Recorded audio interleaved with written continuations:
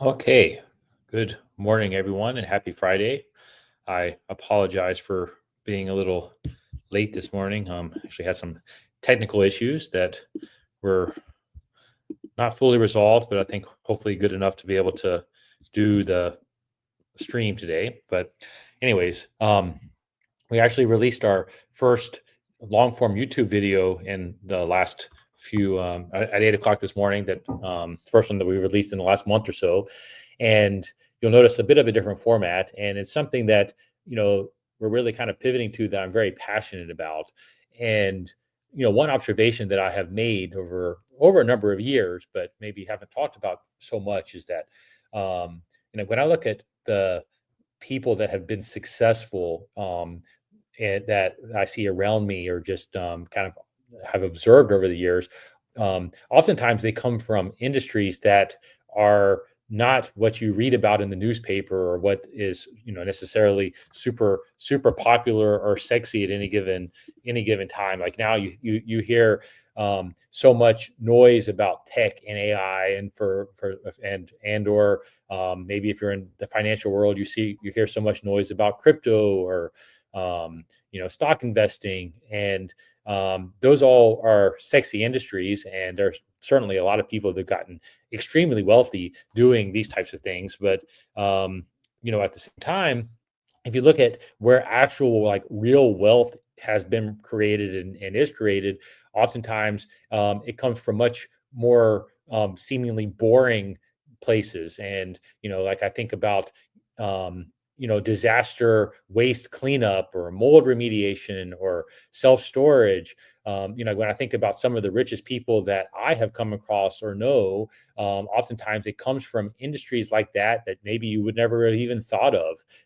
And they're the ones that actually have that private jet, or the yacht, or whatever it is, that you see all of these kind of what I consider somewhat fake influencers touting on the internet, that they're people that are the real deal in this stuff. Oftentimes you've never heard of, and probably never will hear of. But the takeaway for me in all of this is that if I was a young person, like, really looking to make my mark today, one of the best pieces of advice that I would give is for someone to go out and get some experience, and perhaps in a boring industry, whether that be through going and learning a trade and seeing what that trade is all about, or following an esoteric rabbit hole that other people that you find interesting, that may not look super sexy to the outside, but you just kind of know in your bones that there's some opportunity there. And I think that is a way more sure path to ultimate success than some of the than a lot of the kind of um, industries that people like to talk so much about on the internet, because they sound good and are kind of so sexy. Like, oftentimes the boring businesses are the ones that are the most profitable and ultimately lead to the most value. So when you look at the content that we're starting to put out, it's really going to be themed around this, and like it themed around kind of designed to give you ideas of what kind of boring businesses look like, and how people have been successful in them, but also really to do our best to give you a roadmap and a framework for how you could go out and execute on this thesis yourself.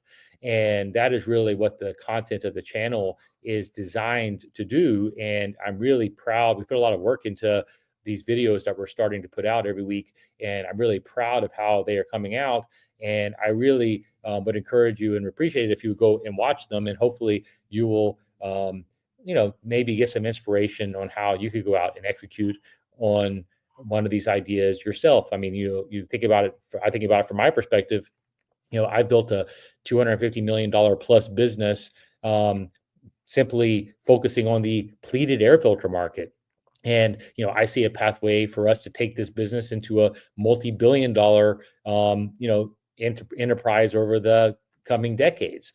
And that is taking a simple air filter and leverage that into a much bigger idea.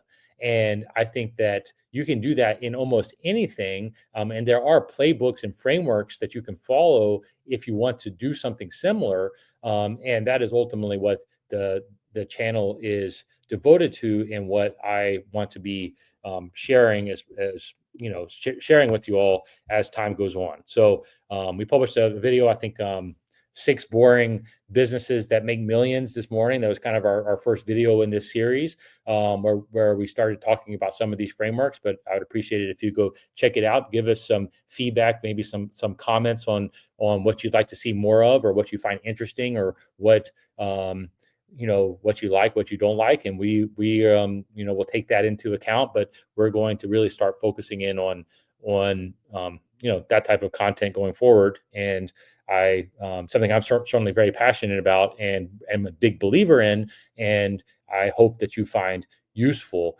And just like one caveat on it all, and I think it's just important for everybody to understand it, is that this is not a get rich quick scheme, or a path to overnight success, because I don't know any of those that work personally, at least not for me. And if I did, I probably wouldn't share them with you until I had already milked them myself. And that's just reality for anybody that's trying to sell you something that sounds too good to be true. It oftentimes is, but I think if you're committed to putting in the work and having a long-term vision, this is a tried and true path to long-term success that ultimately can get bigger than your wildest imagination. And that's what makes it so fun, at least to me. So with that, I guess, Michael, I'm ready to go and start answering some questions, some questions. When you started, what was the competitive landscape like in your industry? Monopoly, new market, etc. And what did you do differently to stand out? From Bro M.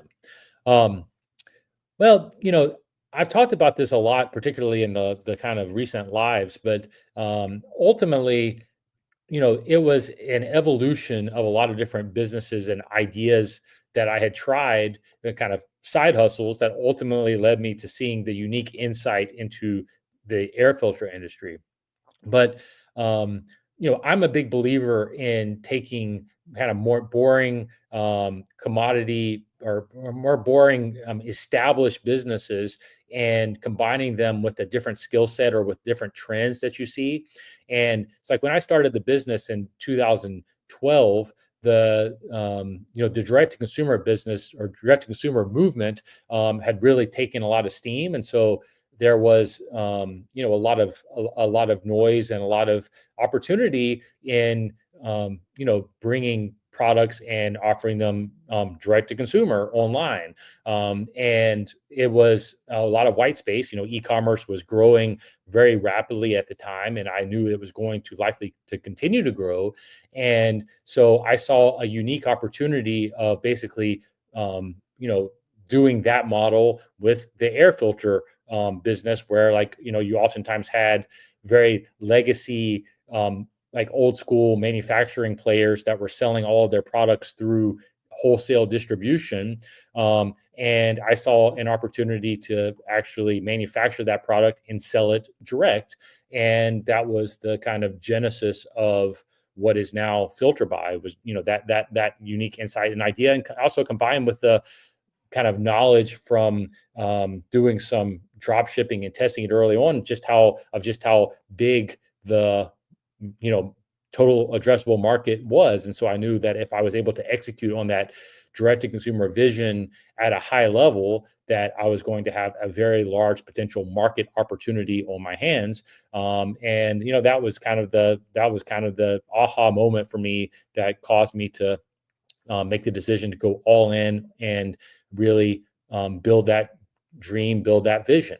I'll tell you, like, one other aspect of it that I liked, and every business is different, but I liked the fact that I knew that there was both a residential market, because there's obviously residential consumers in the U.S. at least have HVAC systems that they need to replace their air filters regularly, but there's also a commercial component where large buildings, commercial complexes, hospitals, hotels, whatnot, needed this product. And so for me, I thought that really broadened my the potential landscape of the business. And I recognized that early on.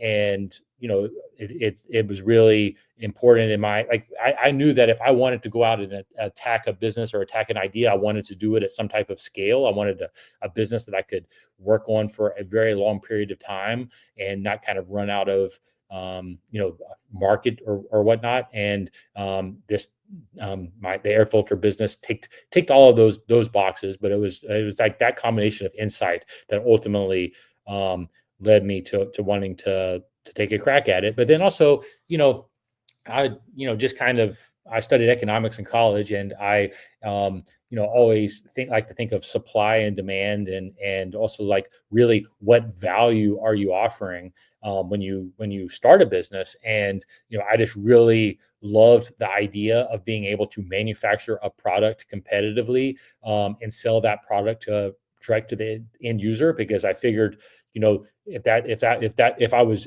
was executing on that promise of being a high quality, low cost manufacturer of a product and selling that product direct to end user, that I would have a sustainable competitive advantage over a long period of time. And I think that was like the other key insight for me. And like how I would think about that for you or for anybody that's actually looking to start a business, it really comes down to like, what value am I bringing to the market? Like, what is the unique value proposition that I am in a position to deliver on? And for me, it was that. I mean, like I knew that I felt confident in my ability to manufacture the product competitively in Talladega, Alabama, where I started.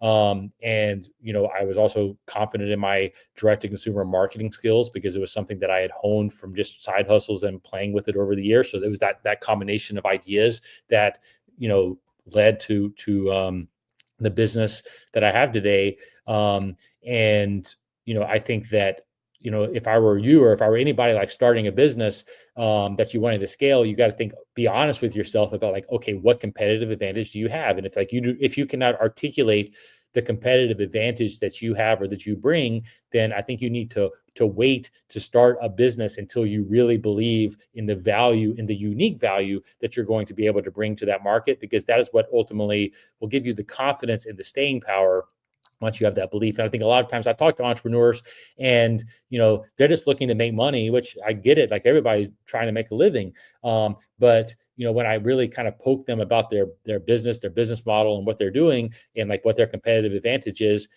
you can tell that they don't even believe in their competitive advantage themselves. And if they don't believe in the competitive advantage, or if you don't believe in the competitive advantage that you bring to your business, your industry, or whatever it is you're working on, then you're unlikely to be able to articulate that well to customers and get them to want to do business with you. And so ultimately, I'm a big believer when I'm starting a business or thinking about a business is, okay, what unique value proposition do I have? What is the competitive advantage that I am going to, or competitive moat really, that I'm going to be able to build over a long period of time? And I think you want to be able to clearly articulate that before you go all in on a business idea.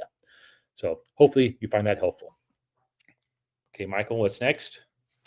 Looking ahead 5 years, what's your boldest vision for FilterBuy and why?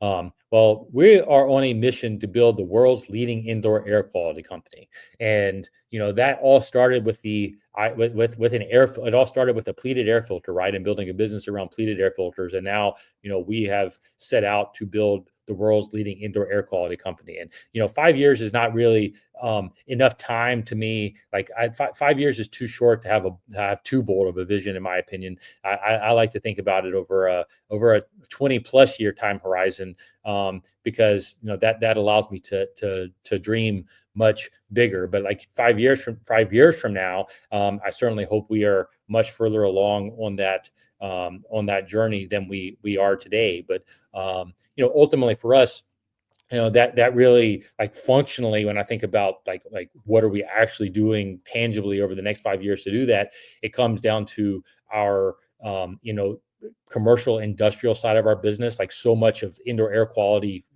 happens in commercial spaces and hospitals and hotels, large commercial buildings and whatnot. And we're really investing heavily in the team that serves those industries, as well as building product lines within those like new product lines that specifically serve those industries, like HEPA filters and mini pleated HEPA filters and things like that. So we've been investing heavily in that in the last couple of years, and I really think that's going to be a big chunk of our growth over the next 5 years, is really servicing the indoor air quality needs for that commercial and industrial segment. And we're going to continue to invest heavily in that and grow within that. And I would hope that 5 years from now, and I would actually expect that 5 years from now, that portion of our business is just as important from a financial perspective as our kind of direct to consumer traditional e-commerce business. I mean, I think that's the kind of the trajectory we're on. We still have a lot of work to do that, to actually make that into reality. But I think that that's a big portion of our of our journey for the next 5 years.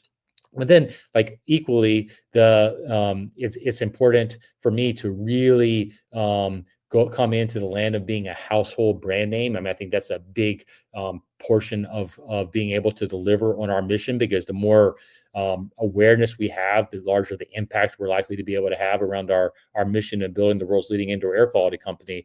And so a big portion for us is really getting full on retail expansion. And so we're spending a lot of money and energy talking with retailers, educating them about us and our brand and our mission and what we're doing, and working to get more and more retail distribution, which is just extremely important to building the brand to the level that we need to be able to have the maximum impact on our mission.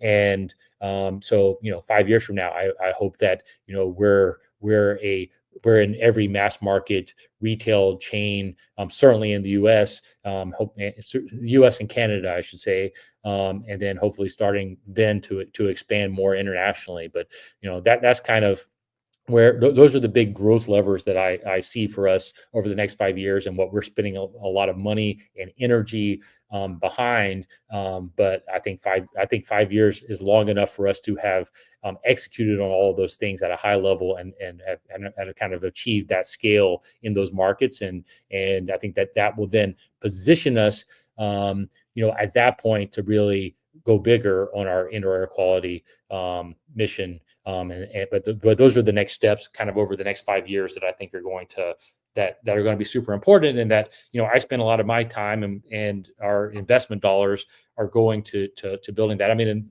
like the other kind of unsaid subcomponent of that, which I got kind of an exciting update on last week, was around new product development. I mean, like, obviously, I kind of talked about in our commercial side, we're doing a lot of new products that are geared up for businesses. But we're also starting to expand our retail or direct to consumer product lines, and a couple of them are like cabin air filters for cars and air purifiers and filters and whatnot. And we're going to start launching those over the next few months. We've actually already launched a couple, and we're gonna really kind of ramp up that engine. And like, one of the things that's most exciting to me about all that is we're taking products that are largely manufactured overseas and manufacturing them in the U.S. and then launching them direct to consumer. And like, we're in some of these markets, like the only U.S. manufacturer of some of these types of products, that at least that I know of. And I think that something I'm really proud about and really excited about. And I think we've been working on this for over 2 years, most of these projects, so it's not tariff related or anything new, but it's something that I'm really going to be proud of when we're able to say we executed on that at a high level, kind of bringing back manufacturing of certain products that you know, that have not been manufactured here in a very long time. But I believe we have a business model and have made the technology investment to be able to do it at a competitive high level. And I think that 5 years from now, we're going to be looking at more and more of those types of products that we're able to do that in within our space. And that's another thing that I'm super excited about. Okay, Michael, what's next? Hi, David. We developed a revolutionary technology for locating oil and gas that is proven. We're just beginning our marketing campaign. Do you have any advice on B2B marketing and sales strategies?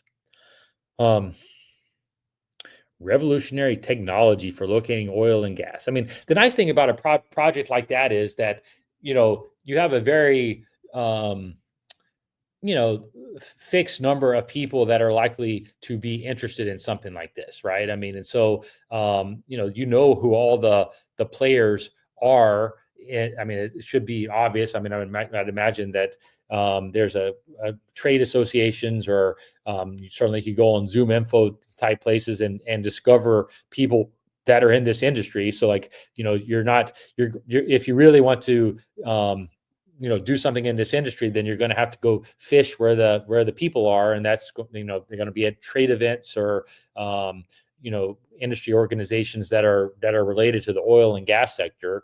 um, when I see something like this, and I hope you don't find this offensive, like I kind of get scam alert, because there's so many scams around.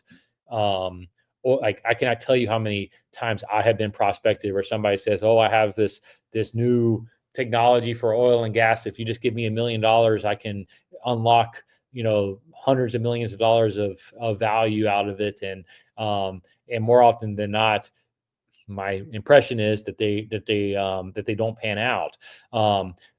With something like this, like, if you really have the right technology and you can prove it, you can prove that value, then getting your customers is going to be the least of your problems. I mean, it's the kind of thing that, like, if you have the ability to make an oil and gas company more money, and you can prove that, then that's an easy product to sell. So, I mean, it really comes down to, like, the actual value of the product that you're offering, and like what is the investment that it's going to take from someone, and like what is the realistic rate of return that they're going to be able to get from that investment. And without all of that, like, it's kind of hard to really know how to point you in the right direction. I mean, because for me, sales comes down to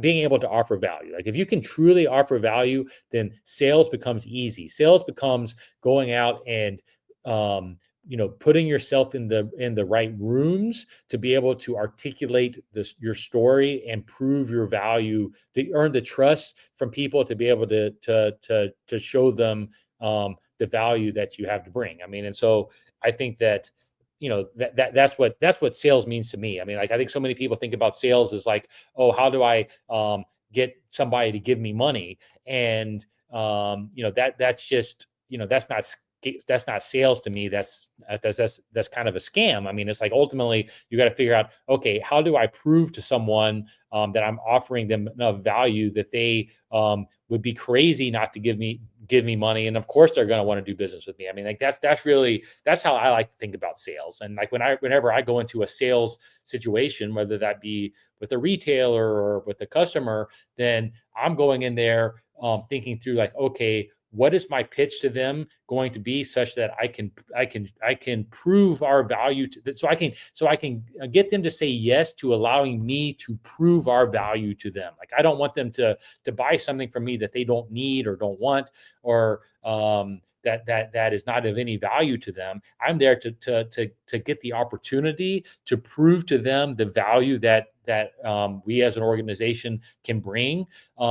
And then that ultimately is what hopefully leads to a long-term mutually beneficial relationship, which is at the core of what any ultimate sales process that you're going to have, particularly if you're the owner of this business. And so I would really hone in on that first. Like, what is the value that I intend that I can offer, and like who is the person, or what is the type of company that is going to benefit the most from what I have to offer. So that's the first question you have to answer. Then go out and build a list of those companies. And then once you build a list of those companies, use a tool like a Zoom Info, or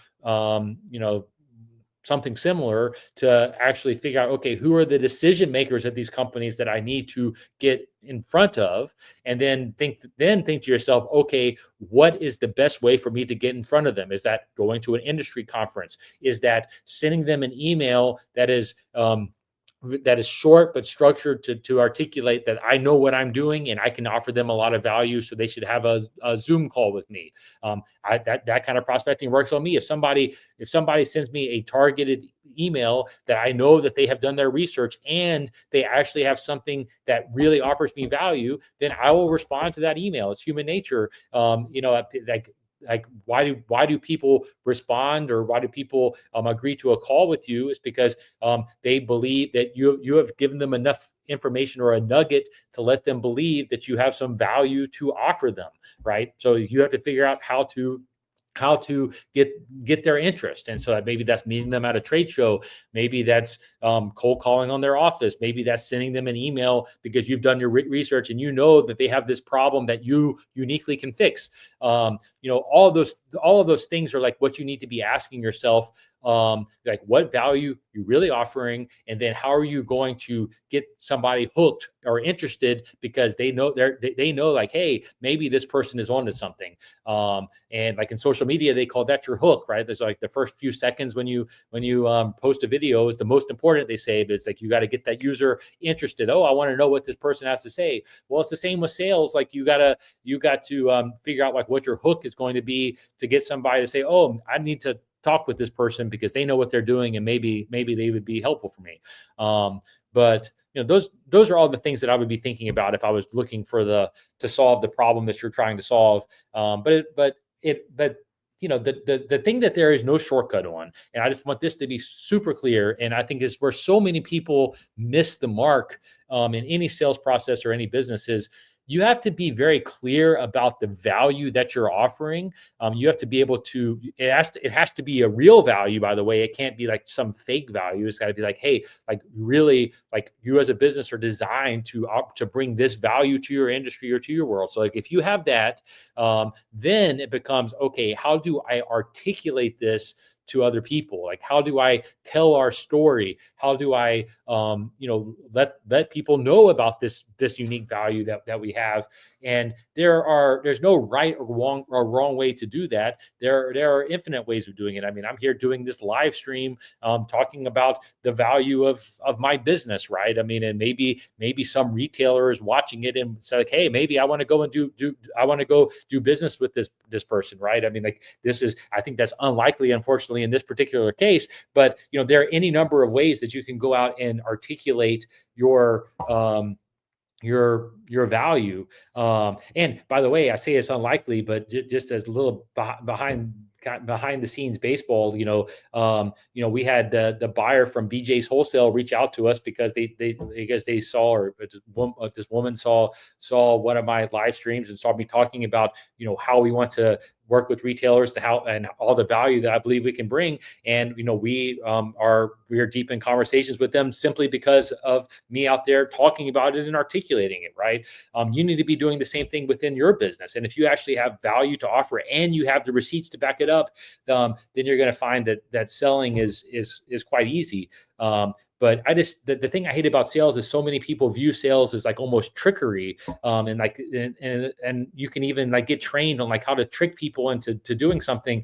And that's just not what sales is to me, and not what sales should be. Sales should be about having something of value to offer, and then being able to articulate that to people in a way, and tell that story to people in a way that gets them to trust you, and for them to give you the chance to actually deliver on that value that you articulated that you could. And that's what a good sales process looks like. And that's why you need to think about that first, and then you can figure out. Then once you're able to articulate that, then you can figure out the best way to get that message in front of the people that are the decision makers. So those are my high level thoughts on sales. John Walker, how do you decide your pricing to be competitive in commercial filters? What is the value add for them at price point, and what has been successful for getting businesses to change vendors? I say this all the time, but like, we're in the logistics business, we're not in the air filter business. And so like when you think about air filters, they're very bulky, generally kind of low dollar value products. And so the real cost structure is in getting the product to that end user. And also there's a lot of pain around like storage around them, right? Because like, if you're a small hotel, as an example, you don't have like lots of excess storage. Like, you can't buy 6 months of supply of air filters and put them in storage because you don't have space for them, and that space costs money if you're in that world, right? So you want exactly what you need when you need to use it, so that you don't have to store it. And then you have like other factors, like in air filters, there are hundreds of sizes, plus there are thousands of theoretical custom sizes out in the world. You want to be able to buy that from one vendor. You want to be able to get delivered quickly. You want to be able to get delivered cheaply. And if you need 2 filters of a size, you don't want to have to buy 12, which is a case pack of that, right? Because again, like, if you have to buy in cases of 12 of everything, but you need 10 of one size, 22 of a second size, 34 of a third size. Then if I'm forcing you to buy in 12s, then you have a lot of like random filters that you can't use, that you're likely throwing away, or they're going to get crushed, or you have to store somewhere. These are just examples of pain points within the commercial filter industry, right? And it's like, we have systematically gone through to solve as many pain points as we can. Doesn't mean we can solve everything. We can't be everything to everyone. And it's not like we're going to be the best partner for every single use case, but we are the best partner for the vast majority of use cases in the commercial filtration industry. And the reason I know that is because I can go through and articulate, like I just articulated to you 5 pain points that I know people have, that I know they have, because I've spoken with them and I understand like the pain points that they have, what they want solved. And like, we have gone through and actually worked to add value in our business that solves those pain points, right? And I could come up with another 20 like that we've gone through and done. But you do that by really having deep domain knowledge and expertise, and listening to your customers. And and we take our customer feedback very seriously. And it doesn't mean we can do everything that every single customer wants and solve every single problem, but over time we get better and better at solving pain points that those customers have. And we are 100% committed to doing that and offering as much value as possible to each of the customers that we target or do business with. And just keeping in mind also, I talk about the logistics company.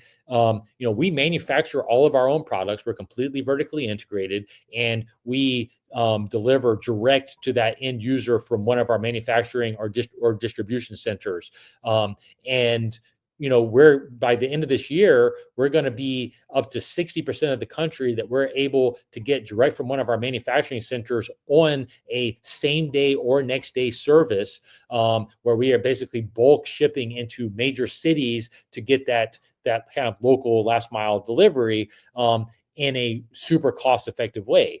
And we've been investing in that kind of unique infrastructure over the last number of years, because we know that the logistics piece and that last mile piece and that cost is such a pain point for our customer base. So those are all the things that we think about when we're out there solving this particular problem. And it comes from listening to customers and then kind of reverse engineering what are the things that we can do to add the maximum value to our customer base, because that is the core of any of any business or any business model. And oftentimes it's not the obvious things that, like, it's the subtle details that you may not even think about or know about. But if you go out and you like really listen to your customers or work with your customers and observe their behavior, and look for ways to help them and to make the process have less friction for them to actually work with you, do business with you, be served by you, then the better off you're going to be. And that's how I think about any business that I'm going into. But I think I just kind of articulated how I think about it within our commercial filtration business. Michael, what's next? What's the most memorable story from a customer or employee about FilterBuy's impact? That's an interesting question. The problem is with some of the ones I'm most proud about, I can't share is reality. There's a lot of times, like especially with employee stuff, it ends up being a little too personal. Um,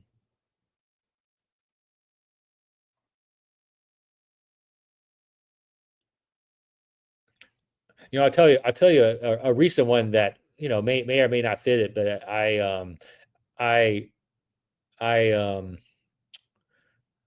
trying to think if I could share it or not.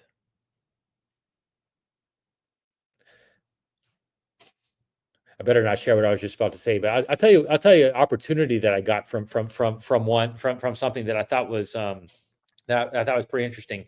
I had recently had have an opportunity, a very large opportunity, with a huge business that's actually a publicly traded company, and um, why and I found out in a meeting with the CEO of this company, why we got the opportunity to actually um, work with them on this business. And the reason why we got the opportunity was because they were looking for um, they were looking for a filter, or their wife had ordered a filter from us. And when the wife ordered the filter from us, she ordered the wrong size. And they I guess the chief of staff for this guy was the one that whose wife had ordered the wrong size. Then he actually called or sent an email telling him what happened, and we reshipped the correct size, and it was delivered the next day. And he was blown away that, one, that we did that and we made it right, immediately, no questions asked. But two, that we were able to deliver that product. And it was just one filter in this case. It was like one filter. It was not a case or whatever. It was one filter. He was amazed that we were able to deliver that product next day, and after making it right. And just simply doing that ultimately led to this like chain of events that could end up being a multi-million dollar business deal for us. And that's just an example to me of how doing the right thing, treating your customers well, and delivering on your promise, ultimately opens up opportunities that you couldn't even dream of or believe. I mean, like, it was just like a complete random of events that caused this person to actually do some research and look into who we are, and what we're about, and realize that, hey, there's maybe some way for us to do business together. That led to a meeting, all because of that misfire, from a misfire from a customer order. And I just think that I think about that often, and I've seen that happen so many times, where you take and for some reason it always happens when there's a problem. Like, if there's a problem, then, like, if you have the DNA in your organization to actually make it right or do the right thing for the customer, then that can just bring customer loyalty for life, and can bring opportunities that if everything had gone right, maybe you wouldn't get. And I've seen that happen in small ways a lot of times, but this just happened to be a very big way. I've seen that time and time again. And it's why you hear me talk so often about the importance of bringing value and making sure that you're, leaving more value and bringing more value than you're taking. And I think that that's just good life advice and good business advice. And the reality is, it's not. It's also. It's also profitable, ironically, if you do that over a long period of time, because you want to, if you're thinking like over a long term of a long period of time, um, how you build a reputation, how you build anything, ultimately comes from consistently adding value, consistently doing the right thing, and then that leads to opportunities that you couldn't dream of down the road, that you would never have if you were taking shortcuts or trying to take advantage or cheat. And it's like some of that may work in the short term, but over the long term, it always catches up to you. And it's why I'm such a big believer in adding value and in customer service and building sustainable businesses that actually do bring value to your customers and to your employees and to your community, because that at the end of the day is ultimately what can lead to lasting businesses and impacts. And I think that it's actually a smart is a smart thing to do, because you're likely to have a better long-term outcomes for doing it, even if it's sometimes short-term is costly. And so that would be my answer to that one. During the early stages of filter buy, which mistake taught you the most valuable lesson? Oh, I mean, there's so many mistakes I couldn't even begin to couldn't even tell you. I'll tell you, like I think that the biggest mistake in general, and something that took me a long time to learn, and I still sometimes have not fully learned it, but I would say very much correlates to the early time in filter buy, is um, you hear I say often, probably to the point that people get tired of hearing me saying it, but people consistently overestimate what they can do in a year and underestimate what they can do in a decade. And I think when I look back at most of the mistakes that I have made, um, it's by trying to do too much too quickly. And I think that there have been times that has served me, but more often than not, you're better off being just a little bit slower and more methodical, but then letting letting those things compound over time to really build into something meaningful. It's like there really are no shortcuts, and I think that anytime I've tried to shortcut myself to some type of success or to like the next level, that it's always like I've always paid the price. Like I don't think it's ever gotten me where I was going quicker, but it's just made it more hectic and painful at times, by trying to move too quickly. I mean, I say this like say this also knowing that like one of my strongest attributes and what I think is extremely important is having a bias to action. Like I do think having a bias to action is super important. Like you've got to, and I think that I just think that you need to be very focused in that bias to action. And I think that when I think about you know the lessons I've learned and like what I really um, intend for myself going forward, and what I think a lot about is really focusing in on the core things that really matter and having a strong bias to action to that, and not letting myself or letting myself get distracted and pulled in too many directions and try to do too much at once. And I think that like when I think about early filter by stages, like I was still like I was building filter by, but I was also doing other things. I was running a legacy business that I had bought and was trying to trying to make it grow, trying to do lots of projects within that. And I don't know that my heart was in a lot of those projects, but I was doing them because I thought, oh, I'm just going to do it all or hedge my bets and do, work on multiple projects at once.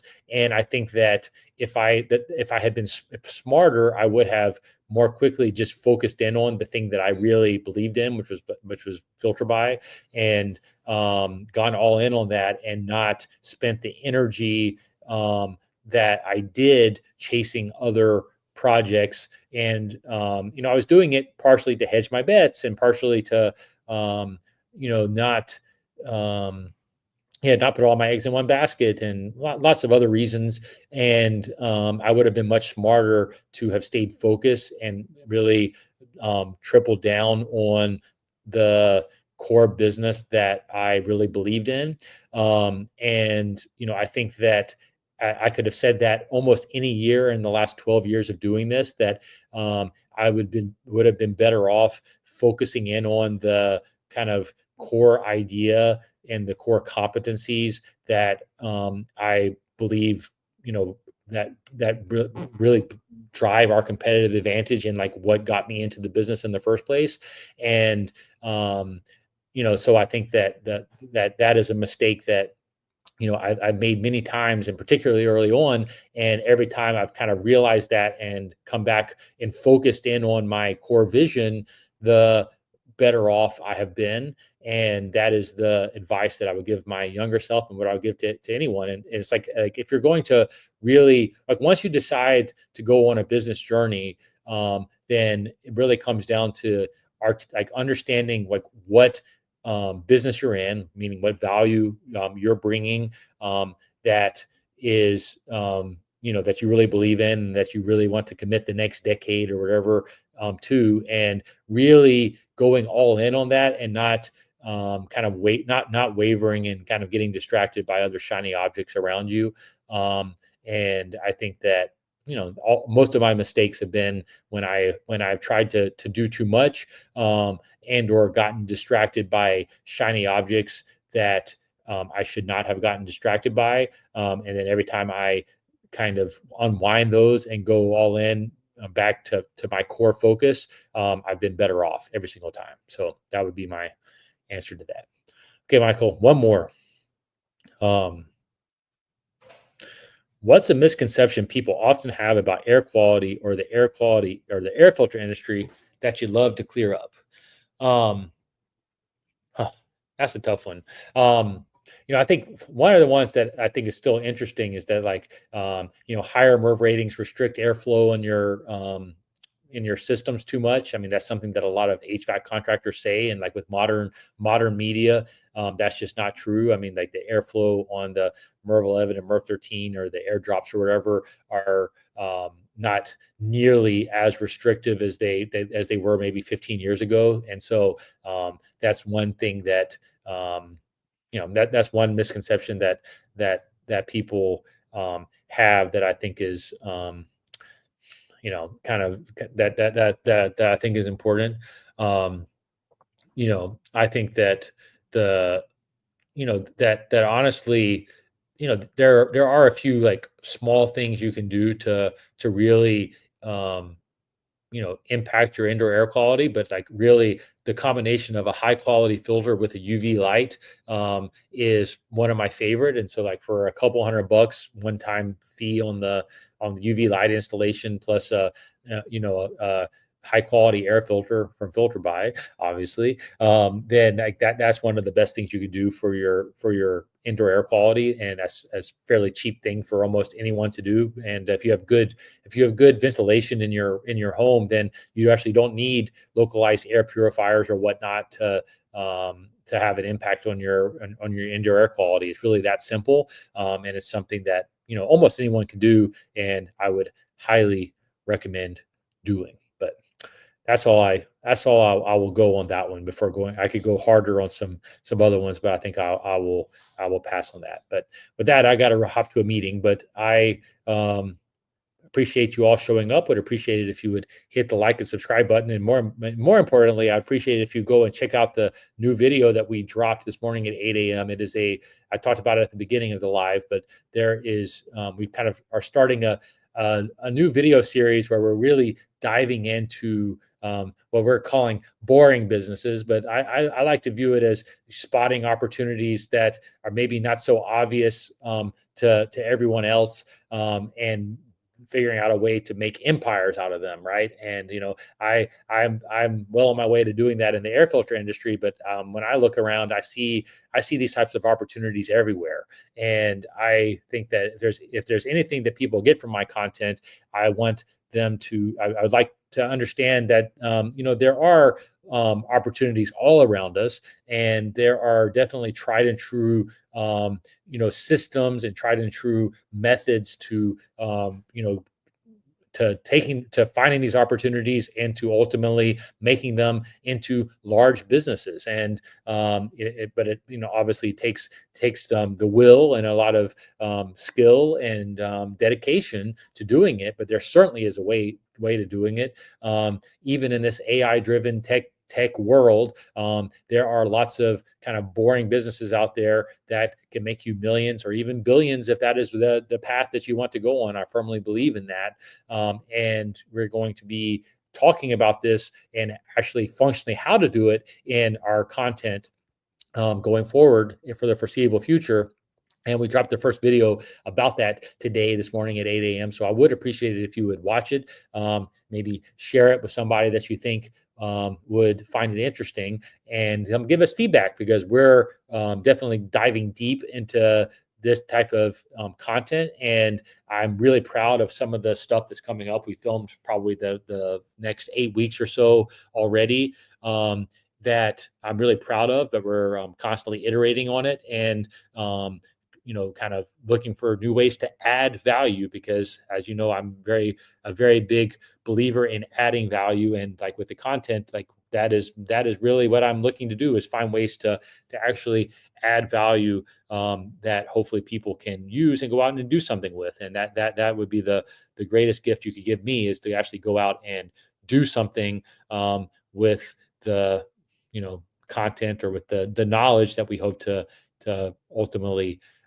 deliver. So with that, I'd appreciate if you would subscribe so you could see these videos every week, and then go out and watch the first one about 6 boring businesses that can make you millions. Maybe you will take one of those ideas and run with it, and come and tell us your story. I would love that. But hope you have a great week ahead, and I will see you next week.